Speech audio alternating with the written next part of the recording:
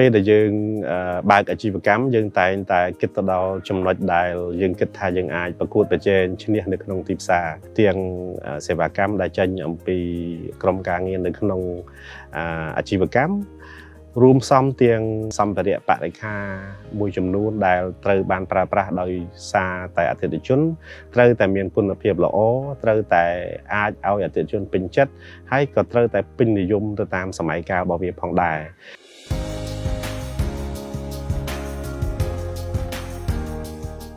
បាទខ្ញុំឈ្មោះ Philip កៅជា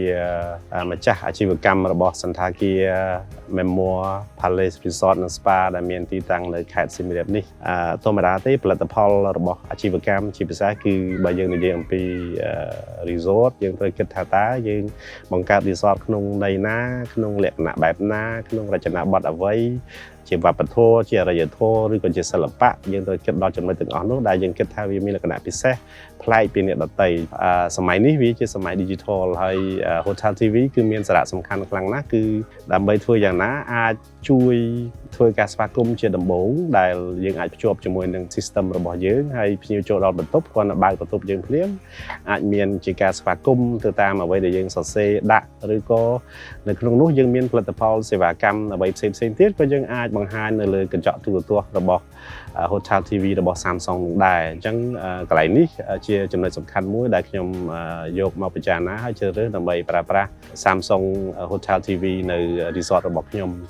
ហើយនៅក្នុងនោះដែរយើងឃើញតម្លៃក៏វាសមរម្យហើយ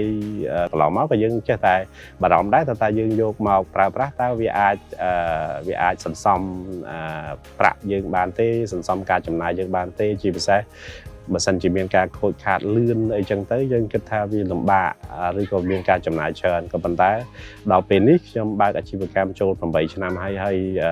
ខ្ញុំឃើញថា Smart TV អត់ទាន់មានអីខូចមួយគ្រឿងទេអញ្ចឹងខ្ញុំគិតថាចំពោះការខូចខាតគឺហាក់ដូចជាធន់ខ្លាំងចំពោះ Hotel TV របស់ Samsung នេះមិនតែប៉ុណ្ណោះខ្ញុំក៏ឃើញថាការដែលយើងមានទំនាក់ទំនងរវាង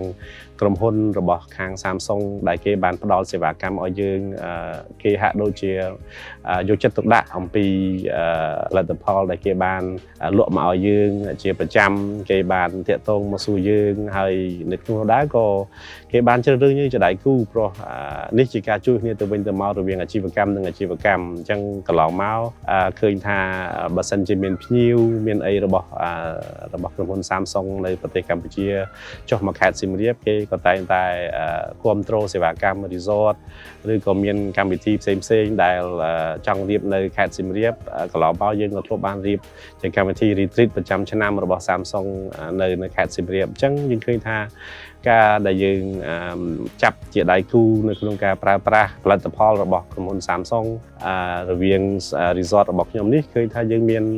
ទំនាក់ទំនងល្អលើសពីគិតថាគ្រាន់តែជាអ្នកផ្គត់ផ្គង់សម្រាប់សម្ភារៈដែលយើងបានទទួលការទិញអំពី Samsung TV ជាសរុបមកខ្ញុំឃើញថាទំនាក់ទំនងនេះវាប្រសើរហើយមិនតែប៉ុណ្ណោះដល់ថ្ងៃនេះដូចខ្ញុំបានជម្រាបខាងដើមថាផលិតផល Hotel TV របស់ Samsung ដូចជាមិនទាន់មានអ្វីដែលឃើញថាបារម្ភព្រោះ